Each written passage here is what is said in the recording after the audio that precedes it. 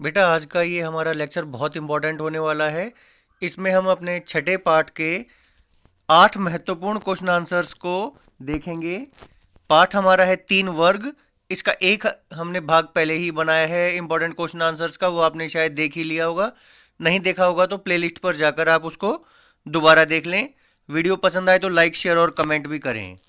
आज हम question answers जो देखने वाले हैं उनको एक बार पढ़ लेते हैं। पहला है, मेनर प्रणाली से आप क्या समझते हैं। ये बेटा सारे बहुत इंपॉर्टेंट क्वेश्चंस है, पेपर में पक्का आने ही आने हैं इनमें से कुछ क्वेश्चंस तो। कैथीड्रल नगर क्या होते थे। मध्यकाल के 2 सबसे अधिक प्रसिद्ध मठ कौन कौन से थे। आबेस हिल्डेगार्ड कौन था। कैंटरबरी टेल्स नामक कविता किसने लिखी। छोटा सा क्वेश्चन है ये, और आबेस हिल्डेगार्ड वाला और थर्ड भी, लेकिन इंपॉर्टेंट है, एक एक नंबर के ये आ सकते हैं। स्वतंत्र किसान और कृषि दास जिन्हें सर्फ भी कहा जाता था, इनमें क्या अंतर था। तुम्हें मालूम है बेटा 3 वर्ग थे, पादरी, अभिजात और कृषक। तो कृषक में भी ये 2 वर्ग थे, एक स्वतंत्र किसान और एक कृषि दास। इनमें क्या अंतर है। नाइट एक अलग वर्ग क्यों बने और उनका पतन कब हुआ। मध्यकालीन मठों के प्रमुख कार्य क्या थे। ये 8 क्वेश्चन आज हम कवर करेंगे, जिसमें से आपका 1 या 2 क्वेश्चन आने की पूरी पूरी संभावना है आपके फाइनल पेपर में। और इससे पहले भी जो मैंने पार्ट कवर किया है वीडियो के थ्रू, उसको भी आप जरूर देखें। पहला क्वेश्चन है, मेनर प्रणाली से आप क्या समझते हैं। बेटा आपको पता ही है कि जो अभिजात वर्ग था या लॉर्ड था, उनके घर को मेनर कहा जाता था और वह वहीं से पूरे गांव पर नियंत्रण रखता था।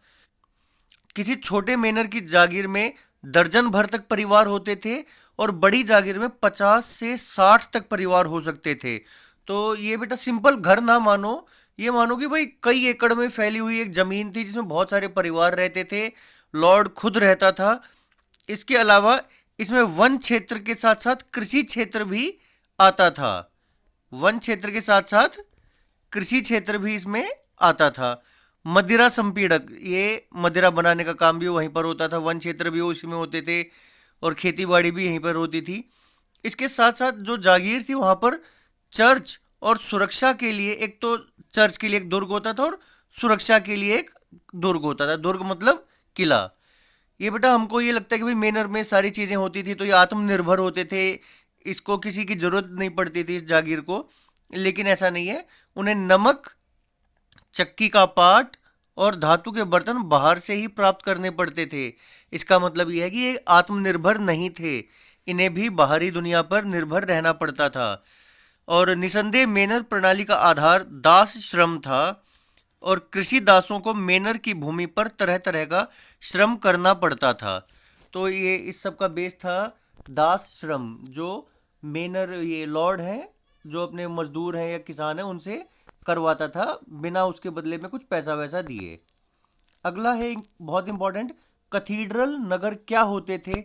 इसको थोड़ा समझने की कोशिश करना कि चर्चों को दान देना अमीर व्यापारियों द्वारा अपने धन खर्च करने का एक तरीका था। 12वीं सदी में फ्रांस में कैथीड्रल कहलाने वाले बड़े बड़े चर्चाओं, लिखा बेटा चर्चों का निर्माण होने लगा था। ठीक है, यह चर्चों का निर्माण होने लगा था। और ये हालांकि मठ की संपत्ति होते थे ये चर्च, लेकिन जो अलग अलग समूह के लोग थे वो भी अपने श्रम, वस्तुओं और धन के द्वारा उनके निर्माण में सहयोग दिया करते थे। अब जो कैथीड्रल है ये चर्च, ये पत्थर के बने होते थे और उन्हें पूरा करने में बहुत टाइम लगता था। अब अनेक वर्ष लगेंगे तो भाई उस दौरान क्या होगा, वहां पर आसपास का क्षेत्र में बसावट हो जाती थी। कोई अपनी चाय पानी की दुकान खोल रहा है, कोई अपना ढाबा चला रहा है, कोई अपने कपड़े की दुकान खोल रहा है। ऐसे ऐसे आबादी बढ़ती जाती थी और आसपास का क्षेत्र और अधिक बस जाता था, ज्यादा लोग रहने लग जाते थे। और जब उनका निर्माण पूरा हो जाता तो वे तीर्थ स्थल बन जाते। इस प्रकार उनके चारों तरफ छोटे छोटे नगर विकसित हुए जिन्हें कैथीड्रल नगर कहा गया। ये सिंपल सी चीज है बेटा समझने की कि कैथीड्रल चर्च होते थे, बड़े बड़े चर्च जो पत्थरों से बनते थे। ये बनाने में कई साल का समय लगता था, कई वर्षों का समय लगता था और इस दौरान वहां पर बसावट हो जाती थी और बनने के बाद ये तीर्थ नगर बन जाते थे, तीर्थ स्थल, जिसके कारण यहाँ पर एक नगर बस जाता था जिसे कैथीड्रल नगर कहा जाता था। अगला है, मध्यकाल के 2 सबसे अधिक प्रसिद्ध मठों के नाम बताएं। पहला है 529 ईस्वी में इटली में बना सेंट बेनेडिक्ट, और दूसरा है 910 ईस्वी में बरगंडी में बना क्लूनी मठ। बहुत इंपॉर्टेंट है बेटा, ये 1 नंबर का क्वेश्चन है, इसको जरूर जरूर याद कर लें, इसको छोड़े नहीं बिल्कुल भी।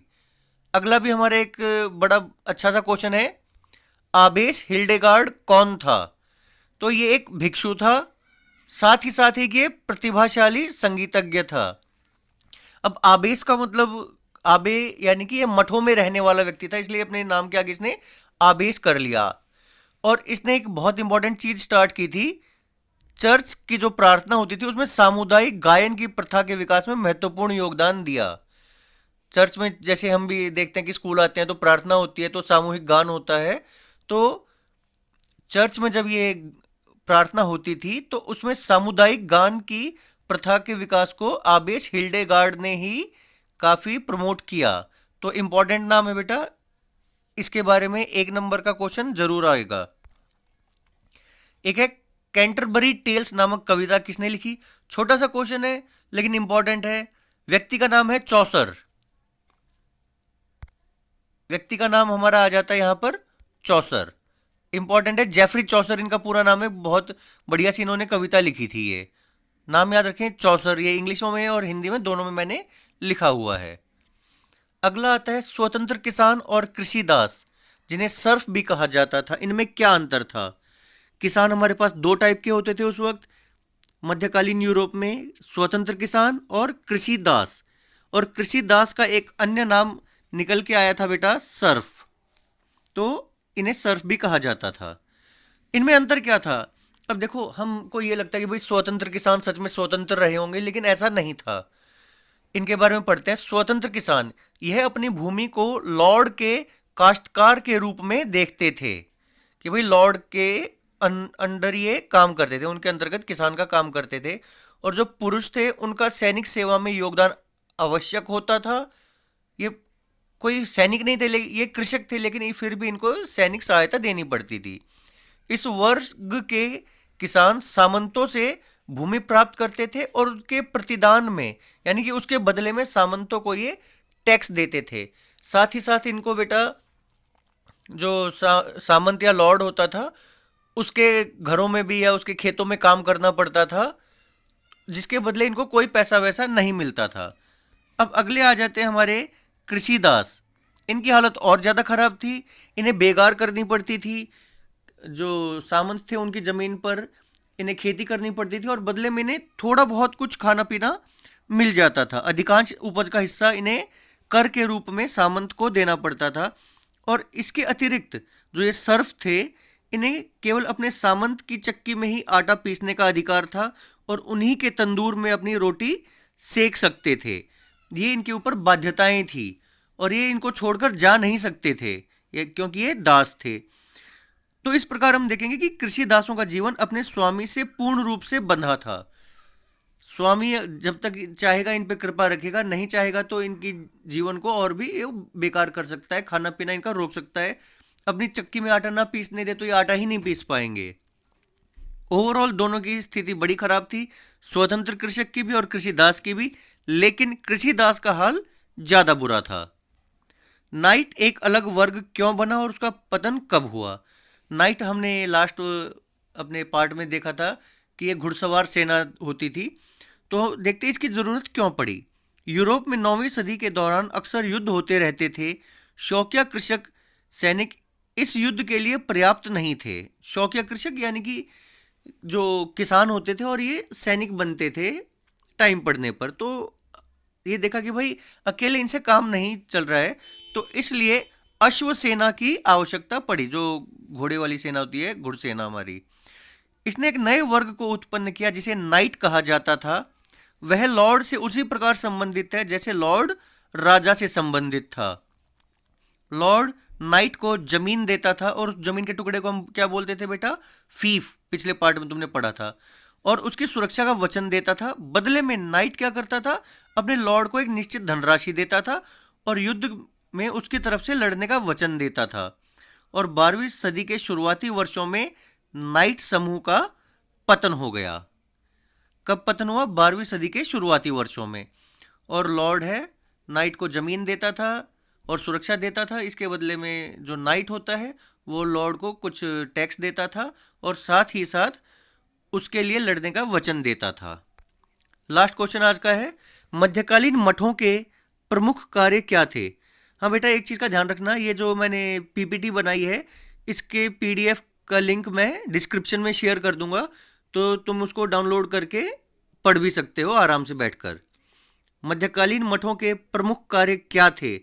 देखो भाई, मठों के मेन तो कार्य थे धार्मिक कार्य, लेकिन धार्मिक कार्य मेन चर्चों में होते थे। लेकिन समय के साथ साथ क्या हुआ, कुछ जो भिक्षु भिक्षुणियां थी उन्होंने सोचा कि हम आबादी से दूर रहकर अपना धार्मिक कार्य करते हैं। तो आबादी से दूर ये गए तो एबी यानी कि मठों में इन्होंने रहना शुरू किया।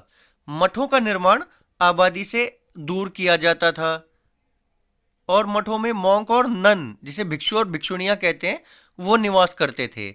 प्रार्थना के अतिरिक्त, यानी प्रार्थना तो करते ही थे पूजा पाठ, उसके अतिरिक्त अध्ययन अध्यापन और कृषि कार्य भी करते थे। मठों का प्रमुख काम क्या था? एक स्थान से दूसरे स्थान तक धर्म का प्रचार प्रसार करना। इसके अलावा अन्य कलाएं भी सीखी जाती थी, जैसे गायन वगैरह।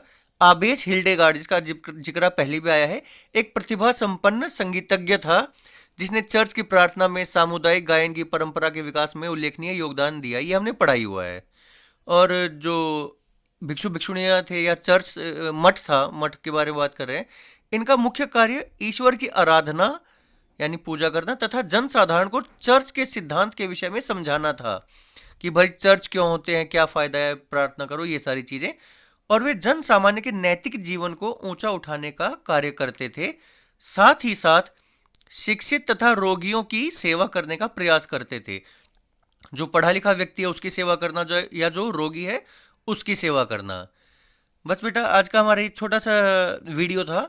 8 बहुत इंपॉर्टेंट क्वेश्चंस हमने कवर किए हैं। इसका पीडीएफ तुमको डिस्क्रिप्शन में मिल ही जाएगा। अगर वीडियो अच्छा लगा हो तो इसको लाइक करें, सब्सक्राइब नहीं किया है तो इसको सब्सक्राइब करें, और अगर पसंद आया हो ये और ज़्यादा तो अपने फ्रेंड्स के साथ भी इसको शेयर करें। आज की क्लास के लिए बेटा इतना ही। Thank you.